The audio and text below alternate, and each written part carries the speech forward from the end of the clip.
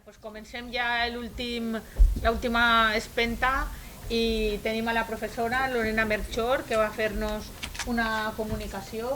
Quan vulguis, Lorena. Bona vesprada. En primer lloc, gràcies a les... Bueno, havia preparat la ponència en castellà, però com veig que parlem valencià, vaig a passar-me.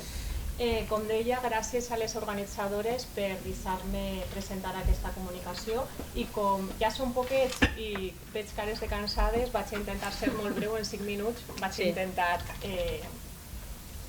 resumir el que volia comentar-vos. Bé, volia compartir amb vosaltres el projecte de la comunitat de regants de València. El que fa aquest projecte és que permet als agricultors, mitjançant pràctiques de gestió sostenible d'aigua i de terra, reduir emissions i, en conseqüència, assignar-los drets d'emissió per a aquestes reduccions d'emissions de gasos d'efecte hivernacle. València, com sabeu, és una regió en una agricultura de regadiu important, principalment en cultius d'hortalisses, de cítrics, d'arròs. Així, en aquestes pràctiques agrícoles, la tradició és utilitzar molt de recursos, principalment aigua, i també és molt contaminant en gasos d'efecte hivernacle. Aleshores, la comunitat de regants té una tasca important en quant a la gestió principalment de l'aigua. És en aquest context on sorgeix la idea d'implantar un mercat voluntari de drets d'emissió, amb l'objectiu de reduir per una banda les emissions de gasos i per una altra banda generar crèdits de carbono. Com sabreu, el règim de comerç de dret d'emissió és la pedra angular de lluita, la pedra angular en la política contra el canvi climàtic de la Unió Europea. Es basa en el principi qui contamina paga, en el principi de limitació de les emissions i, per altra banda, de comerç dels drets d'emissions. El règim s'aplica a determinats sectors, com són, per exemple, les centrals elèctriques, una gran varietat de sectors industrials que tenen un gran consum energètic, els vols dins de la Unió Europea i dins de l'espai econòmic europeu i els vols en destí en Suïssa i en el Regne Unit, així com el transport marítim. I únicament en relació als gasos de diòxid de CO2, òxid de nitrogen, fluorocarburs i metà.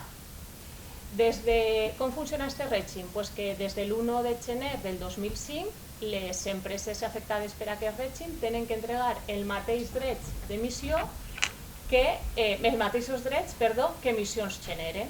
Aleshores, quan se li assignen menys drets des que emissions generen, necessiten aquest dèficit de drets comprar-lo o bé en la subhasta o bé en el mercat secundari, però sempre obligatori. Doncs bé, com hem vist, l'agricultura no estava dins d'aquests sectors afectats per el règim de comerç d'emissió, però sí que podem observar com pràctiques que es duen a cap, pràctiques d'agricultura sostenible, redueixen emissions o capturen carbó. Aleshores, estan també relacionats en aquestes polítiques. Ens referim a pràctiques com, per exemple, el reg eficient, mitjançant goteu, la gestió del sòl mitjançant la sembra directa o la labrança mínima, l'agricultura de precisió mitjançant la utilització de tecnologia, la rotació de cultius i l'agrosilvicultura, així com la gestió de l'aigua en els cultius de l'arròs. Doncs bé, els agricultors, quan utilitzen aquest tipus de pràctiques, hi ha unes determinades empreses que s'encarreguen de verificar o bé que han reduït emissions o bé que capturen carbó i li assignen drets d'emissió. Drets que posteriorment es poden vendre en mercats, però són mercats voluntaris. Aleshores tenim un règim obligatori format per les empreses subjectes a la directiva comunitària de règim de comerç de drets d'emissió i, per una altra banda, un mercat voluntari de drets, que formen part l'agricultura sostenible. Què passa? Que com se li assigna als agricultors uns drets, aquests drets en el mercat secundari es venen i obtenen un benefici d'aquesta venda. Aquest tipus de projecte s'ha implantat, per exemple, en la comunitat de regants de la Vega Baixa, principalment en els cultius de l'hortalissa i de cítrics.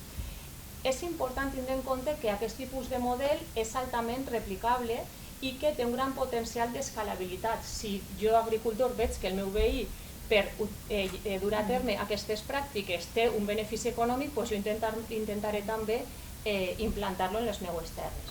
Realment això no és un projecte que siga pioner en València, sinó que en altres llocs d'Espanya ja s'ha implantat. Per exemple, parlem en projectes en Catalunya, en Navarra, també he trobat alguns en Andalusia, en Múrcia, en Galícia, i també a nivell internacional trobar projectes semblants en Austràlia, en Estats Units, en Brasil o en Kènia.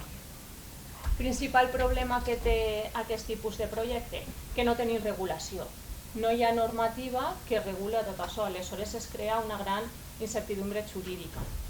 Seria convenient, i ja de forma molt ràpida, seria convenient que es creara una normativa en la que es creara una autoritat que supervisara la transparència i el compliment d'uns estàndards mínims que també haurien d'establir-se.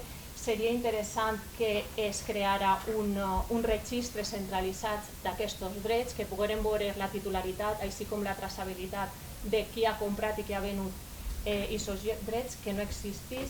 També seria convenient que s'integrara en la normativa europea mediambiental que acabem d'exposar del règim de comerç d'emissions, i al final, si estem reduint drets d'emissions, que també se reconega això dins dels objectius nacionals d'emissions. Per acabar, simplement dir que considero que aquest projecte que es du a terme en València és un projecte molt interessant perquè combina el que és l'agricultura sostenible en la generació de drets d'emissió. Aleshores es combina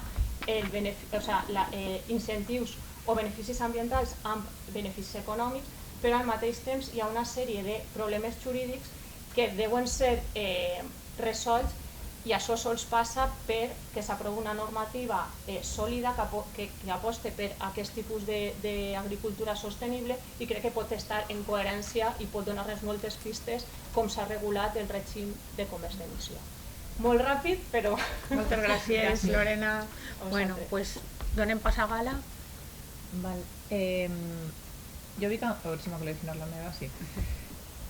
Me la había preparado en castellano y como no tengo mucha práctica en este tipo... Uy, ya estamos, espera. Tengo una clave. Tancada, molt bé. Vale. Pues fes-ho com vulguis, que no passa res. ¿Vale? Entonces, entidades locales y productos de proximidad. Y los medios de promoción de la huerta valenciana, sobre todo a nivel local, institucional. Comentaba esta mañana la profesora Reyes Marzal que debemos poner en valor nuestro producto propio y el sistema agroalimentario local. Ella se estaba refiriendo sobre todo más al tema de la albufera y del arroz, pero directamente vinculado con esto también tendremos la huerta valenciana. Y es que toda la zona periurbana, la propia zona urbana, como estaba explicando la profesora Claudia, pero también la periurbana, está muy influenciada por este tipo de agricultura. De hecho, tanto lo que comentaba Reyes esta mañana como la huerta se ha declarado en el año 2019, fue declarado como Patrimonio Agrícola Mundial por la Organización de Naciones Unidas. Entonces, básicamente lo que se destacó fue, por una parte, que la producción agrícola era muy diversa, por otra parte, el uso de estructuras hidráulicas tradicionales, el regadío que continuaba utilizándose, y por último, el vínculo rural-urbano que teníamos aquí. Entonces, esos tres fueron los factores determinantes que al final nos hicieron tener esta denominación. Y respecto a esto último, es el que quería utilizar para hilar un poco con lo que estaba diciendo la profesora Claudia Jimeno. Ya no cómo fomentar los usos agrícolas, sino una vez producidos estos productos agrícolas, cómo puede la entidad local digamos que promocionarlos de algún modo, ¿no? O los beneficios que ello podría conllevar para cada una de las localidades. Entonces, tal y como ocurre también, aquí la normativa es bastante escueta, no tenemos nada concreto que le dé esta potestad al ayuntamiento para que ellos puedan apoyar al agricultor, pero sí que tenemos varias trazas. Está, bueno, muy genérico la Constitución, el artículo 130 cuando habla de la modernización y promover el desarrollo del sector agrario. Dentro de la propia Ley de Bases de Régimen Local, espera que me lo estoy pasando con un PowerPoint bonito que había preparado.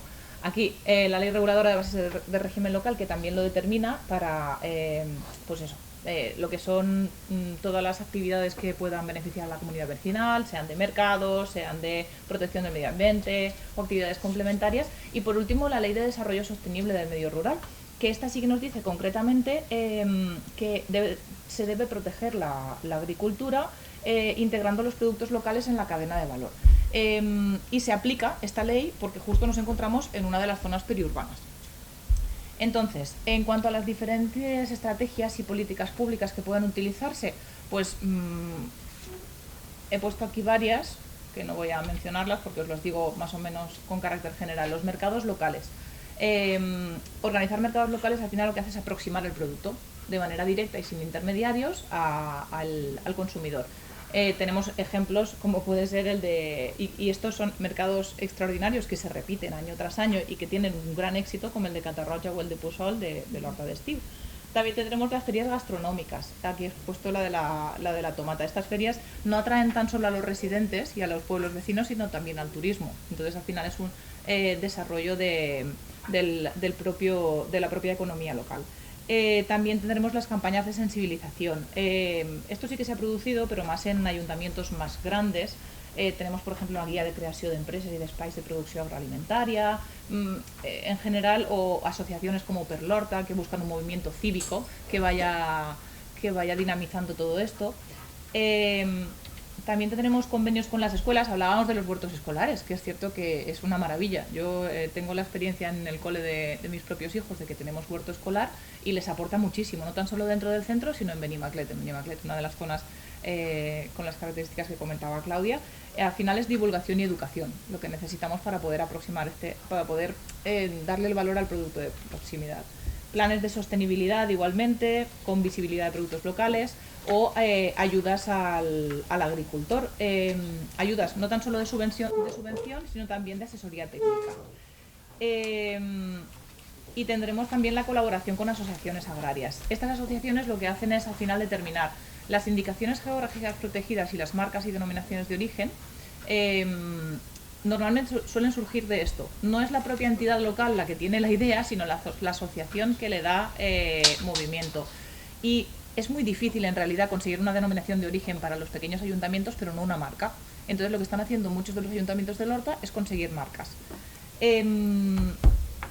Beneficios en general, de tipo económico, de tipo ambiental, de tipo nutricional, prácticas de cultivo más sostenibles.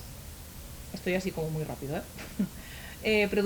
utilización de productos de temporada, resiliencia comunitaria. De esto también hablaba Reyes esta mañana, de que al final las comunidades que han tenido huerta o que han tenido cultivo en temporada de crisis, tanto de tipo económico, incluso de tipo sanitario, se ha demostrado que tienden a ser mucho más resilientes. Desarrollo turístico, también el agroturismo que comentaba Claudia, la posibilidad de que venga el extranjero y que sea él el que recoja de la huerta el producto que después le preparan en la cocinita de la alquería del fondo, pues eso se está utilizando. En conclusión, el marco normativo sí que existe, aunque sea un poco difuso, y lo que se tiene que hacer es implementarlo. Sí que es cierto que los ayuntamientos pues con bastantes más recursos, que tienen técnicos medioambientales, pues lo tienen mucho más fácil, pero en general existen asociaciones como pueda ser la Red de Municipios de Agroecología, que es a nivel estatal, el municipio que quiere se adhiere y es una asociación que les da una base de apoyo, de recursos, de fuentes y de inspiración para que ellos mismos puedan acabar generando sus políticas. También hay pues, el CERAI, Centro de Estudios Globales de Agricultura Internacional. Al final lo que se pretende es una dinamización agroecológica para que pongamos en valor el producto propio y lo acerquemos a la comunidad. Y hasta aquí. Muchas gracias, la Gala. charla. Pues Gracias. nada, damos paso a Julia. Bueno, yo para agilizar empiezo diciendo que tengo varias cosas en contra. La primera, que soy la última, no. La segunda, que no ni de lejos lo voy a hacer tan ameno como Albert. La clave, tengo clave, no tengo clave. Y luego lo tercero, siento un poco que el PowerPoint no es tan bonito como el de Gala, es completamente todo letras, ¿no? Haciendo justicia a los puristas más puros. Tengo clave. Entonces, bueno, a ver, básicamente gracias a Reyes que me da la oportunidad simplemente de compartir unas reflexiones, porque esto va a ser básicamente eso, compartir unas reflexiones de un trabajo que hice ya algún tiempo y que me ha tocado releerme, porque me ha entrado cierta calma de ver cómo las distintas personas que hablaban en esta mesa, pues unos hacían referencia a esquizofrenia normativa en el ámbito ambiental, panoplia de instrumentos jurídicos para implementar usos del suelo, muchas cosas, ¿no? Incluso Albert menciona expresamente la mala calidad normativa, que es básicamente mi ámbito de investigación. Y que, claro, yo no soy experta en derecho urbanístico ni en derecho ambiental, pero yo toqué tangencialmente las evaluaciones ambientales por ser, yo consideraba, un tipo de evaluación de impacto sectorial, es decir, una evaluación de impacto al elaborar, por ejemplo, un plan, un programa sobre materia medioambiental. Entonces, ¿con qué me topé? Si nos vamos a los orígenes de las evaluaciones de impacto ambiental, todo el mundo reconoce en Estados Unidos la National Environmental Policy Act, ¿no?, del 69, que fue una primera conciencia de protección medioambiental, que luego concretó en una, o sea, había un artículo de la NEPA, de este instrumento normativo, ¿no?, en concreto creo que era el artículo 103, que exigía los Environmental Impact Assessment o Statement, ¿no?, para no confundirme un poco que las siglas coincidan con los análisis de impacto ambiental. Entonces esto obligaba a... hay varias versiones, ¿no? Sobre todo se veía como un instrumento procedimental para el cumplimiento de contenidos medioambientales o sustantivos que estaban recogidos en la normativa, ¿no? Entonces, en un primer momento también se concibe a modo de checklist, como todas las evaluaciones de impacto, luego ya puede sufrir desarrollos más en profundidad, ¿no?, análisis más en profundidad del estudio de los pronósticos medioambientales, o sea, de los impactos, un estudio prospectivo de los impactos ambientales que genera esa actuación. Por tanto, ese artículo 102 de la NEPA exigía el Environmental Impact Statement como requisito procedimental para la actividad regulatoria de las agencias gubernamentales, y sin embargo, por ejemplo, vemos cómo en Francia se adoptó primero incluso que la normativa europea, las directivas europeas, y muy fuertemente vinculada, por ejemplo, a las licencias de actividad. En Estados Unidos, los primeros sujetos que tenían que llevar a cabo este instrumento eran los entes de carácter público, digamos, y sin embargo en Francia la exigencia partía de los particulares cuando presentaban determinados proyectos ante las administraciones públicas, ¿no?, para el régimen de concesiones, autorizaciones y licencias, que evaluasen el impacto que sus actividades iban a tener. Por tanto, la perspectiva era completamente diferente. Cuando me meto en la normativa europea, bueno, el incremento, lo que decía también la compañera, ¿no?, el incremento de normativa medioambiental a nivel europeo es tremendo, y entonces surgen, aquí básicamente yo estudié las dos grandes directivas, la del 85 de impacto ambiental y luego la del 2001, que lo que nosotros conocemos como evaluación ambiental estratégica. Analicé un poco cómo se había recibido, cómo se había traspuesto estas directivas en el ordenamiento español, y aquello fue una sorpresa, no sé si para bien o para mal, pero da para mucho, porque las modificaciones normativas, la dispersión normativa, bueno, me asusté un poco. Básicamente, si tratamos de simplificar un poco, bueno, esta autor ya habla de que si podemos clasificar como evaluación ambiental algo, es algo muy particular dependiendo de las circunstancias legales, administrativas o políticas de donde la estemos implementando. Y sobre todo se trata de procedimientos formales para tratar de respetar y garantizar las protecciones medioambientales de carácter sustantivo de las normas. En España, básicamente, al final se han concretado en evaluaciones de impacto ambiental y evaluaciones ambientales estratégicas. También hay un complejo, difuso y dispar panorama normativo en esa evolución. Quiero ir muy rápido y básicamente intentamos clarificar un poco esto en la ley del 13 que todos conocéis, ¿no? Básicamente se distingue que esas evaluaciones de impacto, hay una normativa para la de impacto ambiental, para proyectos que tienen una concreta, repercusión física, ¿no? Y luego planes y programas, que es más para planeamiento territorial, urbanístico, o sea, a largo plazo sobre todo y con carácter muy prospectivo. Los problemas surgen en torno a que intentamos clasificar el tipo de actuaciones y decisiones que deben estar sometidas a esta evaluación de impacto. ¿Y qué pasa? Que al final es como, yéndote a el texto de la normativa, es prácticamente todo. O sea, ¿qué consideramos como plan?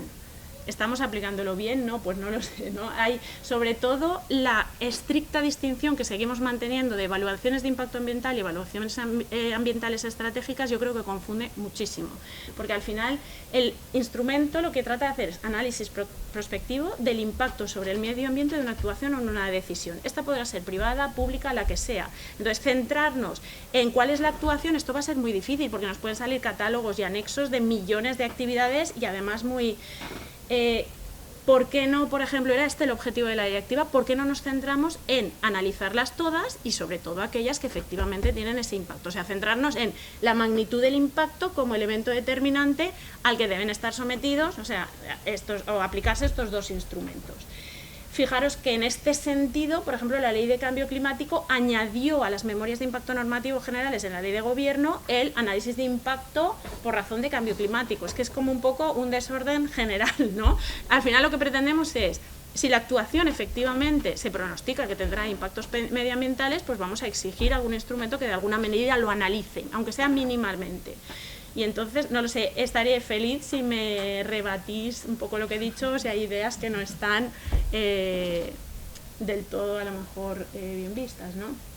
También a lo mejor introducir una evaluación ambiental con carácter general en procesos de elaboración normativa podría ayudar un poco, sería una oportunidad para profundizar en esa protección medioambiental, ¿no? No restringiéndola a lo mejor, como en la práctica ahora se suele hacer, sobre todo, por ejemplo, en la evaluación ambiental estratégica, la elaboración de planes, o sea, planeamiento territorial o planificación urbanística.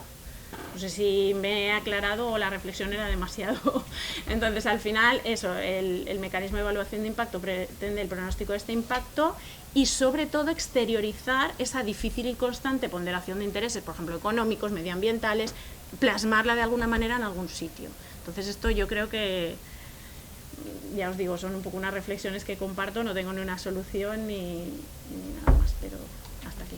Pues muchísimas gracias. Nos ha parecido, yo creo que 3 ejemplos de la extensión y de la complejidad de los temas que hoy hemos abordado, de cuántas cosas habría que analizar. Y si os parece, pues levantamos la sesión de hoy y nos vemos pues en un ratito aquí.